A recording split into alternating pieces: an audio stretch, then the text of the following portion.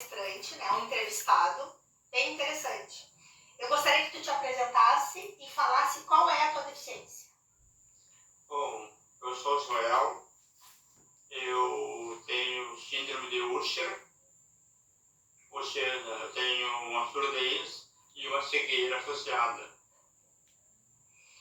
E quando é que tu descobriu que tu tinha síndrome de Usher? Tu nasceu com a surdo-cegueira ou tu descobriu na fase adulta? Como é que foi esse diagnóstico? Na verdade, começa com a minha surdez. Minha surdez é congênita. Provavelmente minha mãe tinha rubéola quando eu nasci, então eu nasci com a surdez congênita. Desde pequeno sempre tive dificuldade de comunicação, a começar na própria família. E às vezes a família, meus irmãos conversavam comigo, eu nunca entendia o que eles falavam. Meus pais berravam comigo, gritavam, achando que eu assim eu podia ouvir. Mas não era essa a questão. A questão é que eu não conseguia entender a fala. Até que eles entenderam que eles podiam falar mais devagar e fazer leitura labial. E foi assim que eu desenvolvi essa técnica de leitura labial. E foi importante porque quando eu comecei a estudar na escola, também tinha a questão da professora que muitas vezes ela conversava andando no meio das classes. E eu tinha que me virar para tentar acompanhar uma leitura labial. Era muito difícil. Então você estava bem na frente, mais próximo dela, para poder fazer a leitura.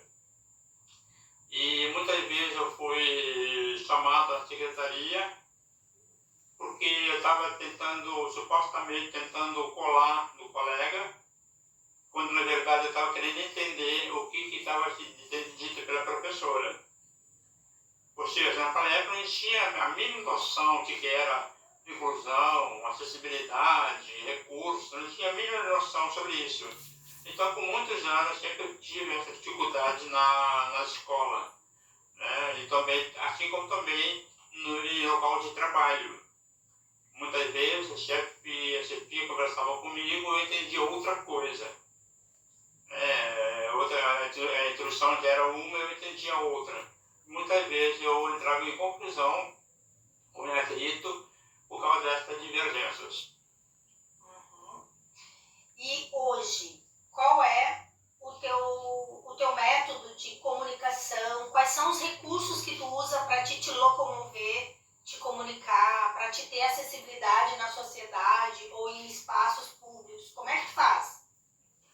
Bom, eu tenho a escrita, né, em português normal como qualquer pessoa.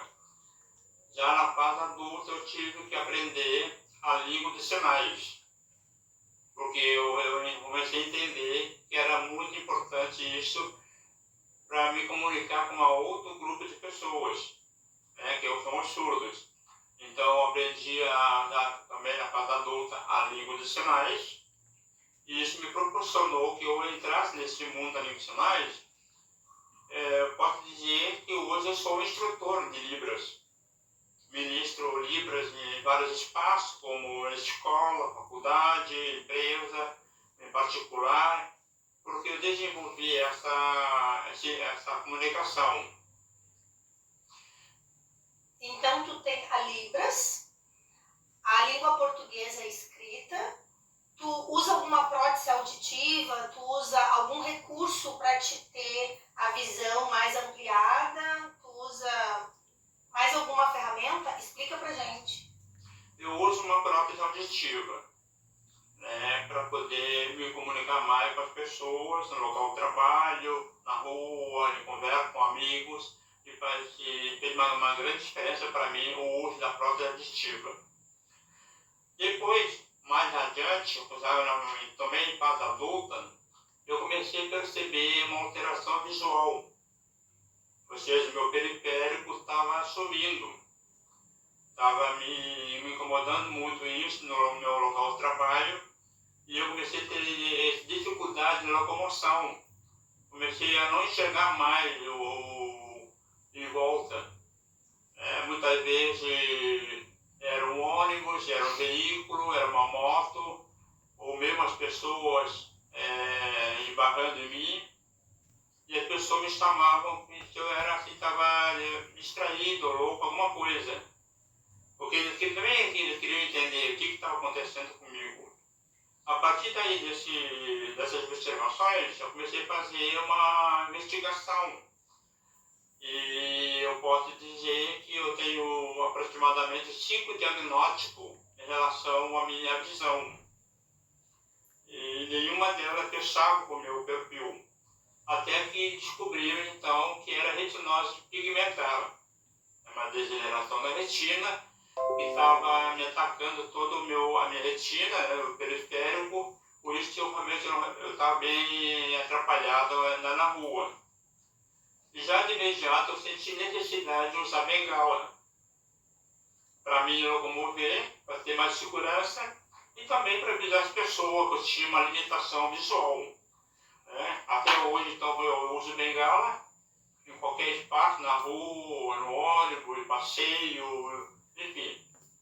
Com relação à minha doença visual, a retinose pigmentar, foi entendido então que eu tenho síndrome de Usher, que é uma doença única, que é a surdez e a visão. Então, desde que eu entendi essa síndrome, também comecei a fazer investigações, tentar entender o que é isso, síndrome de Usher, como se processa e como eu posso ter uma vida mais saudável. Comecei a entrar em contato com várias instituições pelo Brasil afora, por exemplo, o Grupo Brasil, a Retina Brasil, a RISA, outros grupos aí que começou a me dar um suporte, começou a me dar informações relacionadas com a retina, em especial a síndrome de Usher. E aí me deram mais várias dicas, como outras formas de comunicação, e também entendi com isso que eu comecei a aprender o braille, o gesto tátil, comecei a usar lente, principalmente quando eu estou na penumbra, eu tenho muita dificuldade de enxergar, eu tenho que usar lanterna para poder enxergar as coisas, porque realmente eu tenho uma dificuldade muito grande, principalmente na penumbra, no final do dia, entrada da noite, é um horário bastante complicado para mim. Então, quando tu falas que tu procurou esses grupos de apoio que poderiam te dar informação logo depois que tu teve o diagnóstico da síndrome de Usher, da perda auditiva e visual, que é uma síndrome, né? Não é surdo, cegueira com hífen, mas é uma doença única. Tu achou, então, nesses grupos outras pessoas que também têm a mesma deficiência que tu, com graus, níveis diferentes, mas conhecer essas pessoas e essas comunidades fez com que tu te sentisse não sozinho, mas que hoje a gente também está num outro momento, né? Hoje a gente está falando num momento de inclusão, num momento de acessibilidade, num momento de recursos. Como é que tu te sente hoje, sendo que atrás tu teve muitos desafios, né? Muitos obstáculos, e hoje a gente vive num momento tecnológico, de acessibilidade, de inclusão, de capacitação das pessoas com deficiência, de inclusão dessas pessoas. O que tu poderia destacar para nós como coisas importantes hoje que tu visualiza e que foi muito bom, que talvez na tua época, quando tu descobriu a tua perda visual e auditiva, não tinha, ou tu não sabia? Fala um pouquinho para nós. A partir do momento em que eu comecei a obter informações nessas instituições, esses grupos aí pelo Brasil afora, comecei a fazer pesquisa na própria região, aqui no sul do Brasil, e descobri que há muitas pessoas com essa mesma doença, com as mesmas características. Só que eles não têm informações, não têm recursos, não têm acessibilidade, eles estão num mundo à parte. Ao mesmo tempo que eu comecei a entrar em contato com essas pessoas, e hoje nós temos um grupo específico sobre isso, retina, surda-cegueira. Grupo Brasil. Oi? Grupo Brasil. O Grupo Brasil, enfim. Hoje nós temos um grupo específico, onde um apoia o outro, repassa informações assunto da síndrome de angústia. Ao mesmo tempo, também tem a oportunidade de ministrar curso em empresa de ônibus, outras formas que querem adotar as cotas na empresa e não tem informações sobre isso.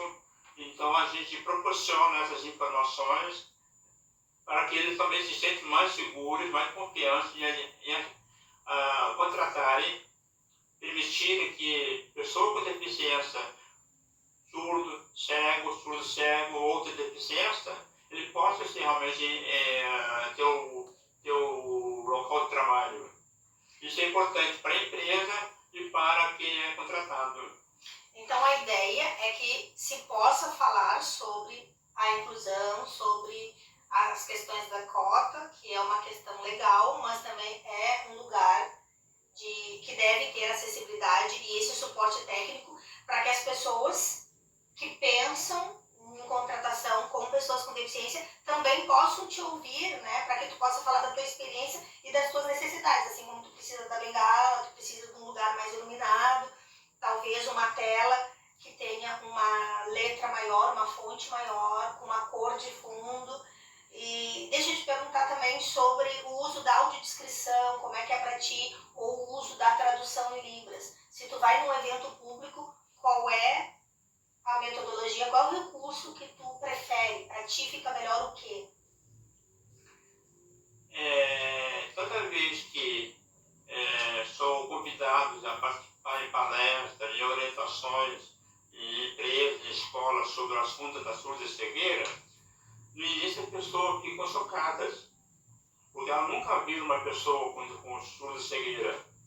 Então, a partir do momento em que eu tenho essa oportunidade de orientá-las sobre essa questão, elas ficam mais aliviadas e elas ficam agradecidas pelas informações de como pode ajudar e permitir que outras pessoas, que tenham acesso a outras pessoas com essa deficiência.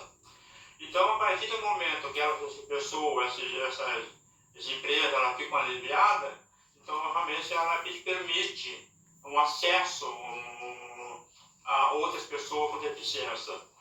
E quando eu estou num evento, que tem uma palestra, um teatro, alguma coisa, eu primeiro vou verificar no local onde eu vou sentar, a posição, se tem um intérprete, se tem audiodescrição.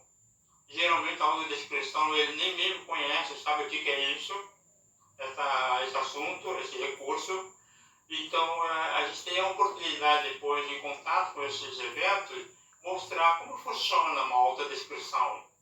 E eles que interessam sobre o assunto, eles vão buscar essas informações e até mesmo contratam pessoas experientes para auxiliá-las. Então qualquer evento que eu vá, eu tenho que observar onde eu vou sentar, observar quais são os recursos que eu tenho em mãos, a questão da iluminação, a questão do áudio, porque eu tenho que usar um aparelho auditivo ou um fone, enfim, todo esse recurso eu procuro buscar antes de ir em qualquer desses eventos. Legal, muito legal. Joel, assim, ó, nosso tempo já está estourando, mas eu gostaria de dizer para quem está nos assistindo que esse é nosso primeiro encontro, né, que a gente conseguiu se juntar e fazer essa fala para vocês saberem um pouquinho sobre a questão da acessibilidade, sobre um pouquinho das cotas, sobre um pouquinho de inclusão, sobre um pouquinho da vida do João enquanto surdo cego, sobre essa mobilidade que hoje passa a fazer parte da vida dele, o uso de bengala e de recursos, né, que pode dar um suporte e apoio para que tu possa te locomover e te comunicar conosco, né, por isso que eu estou falando bem pertinho dele, para que ele consiga entender. E esse é o nosso primeiro momento. E a gente gostaria de te convidar num outro momento para a gente falar sobre o que a pessoa com deficiência tem direito. Depois a gente pode falar sobre metodologias, como é que a pessoa com deficiência aprende no teu caso, quais são os recursos necessários para alguém que seja surdo cego quando nasce ou quando vem adquirir ou apresentar a outra perda, né, visual ou auditiva, porque a gente sabe que alguns são surdos e desenvolve a perda visual ou se percebe depois, mas já está no DNA, e é importante que a gente fale um pouquinho sobre laudo, sobre diagnóstico, sobre CID, sobre benefícios, sobre família também, porque o apoio familiar, né, esse atendimento, e às vezes os nossos médicos não estão muito bem orientados ou informados, né, ou a família, a questão do direito, né, enfim.